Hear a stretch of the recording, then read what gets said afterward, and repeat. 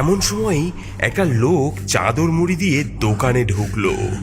একটা বেঞ্চে লোকটা বসে ঠক ঠক করে কাঁপতে লাগলো। কি কর্তা, গায়ে নতুন নাকি? কোথা থেকে আসা হলো জনাবের? লোকটা মুখে একই রকম শব্দ করতে করতে শুধু আঙুল তুলে দেখালো পূব দিকের জঙ্গলের দিকে। আরে আরে মন্টু, ওনাকে ওনাকে এক কাপ চা দাও। ঠান্ডায় কেমন কাঁপছে বেচারা।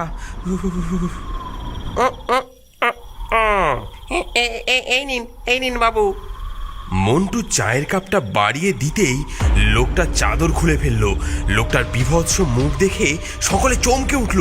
মন্টু কিছু বোঝার আগেই লোকটা মন্টুর হাত ধরে জোরে কামড় দিল। কামড়ে দিল, ওরে ওরে কামড়ে দিল।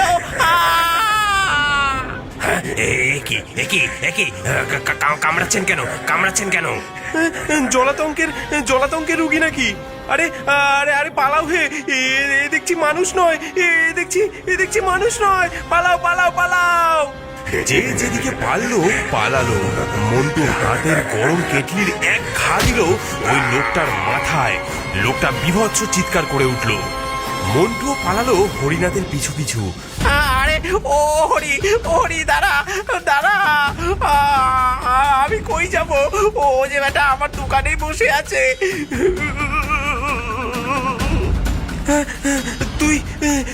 তুই আমার বাড়ি চল আজ রাত। কাল সকালে বাকি দেখা যাবে খুনি। হ্যাঁ।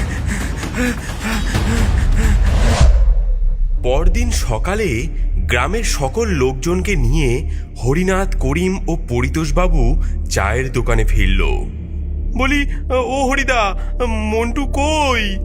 ও বেটার কাল রাত থেকে তো দারুণ জ্বর। হাতের ক্ষতই মলম পট্টি করে দিয়েছি, এখন ঘুমাচ্ছে দেখে আর ডাকিনি। সে ভালো করেছেন, এখন ভালো করে চেয়ে দেখুন। ওই দেখুন চায়ের দোকানের সামনে লোকটা যে শুয়ে আছে। সকলে ধীরে ধীরে এগিয়ে গেল সেদিকে। হরিনাথ লোকটার হাতের নাড়ি দেখে বলল, হ্যাঁ, এ যে মরা। তবে এ মরা যেমন তেমন মরা নয় হে। এ যে দেখি বেশ কদিন আগের মরা, গন্ধ ছেড়ে দিয়েছে যে। এ যে কি বললে হরি? কালই তো লোকটা চায়ের দোকানে এলো। এসব কি বলছো কি? সেটাই তো আমি নিজেও বুঝতে পারছি না কিছু। আরে আরে তাই ভাবি, হ্যাঁ, লোকটার মুখটা বড় চেনা চেনা লাগছে।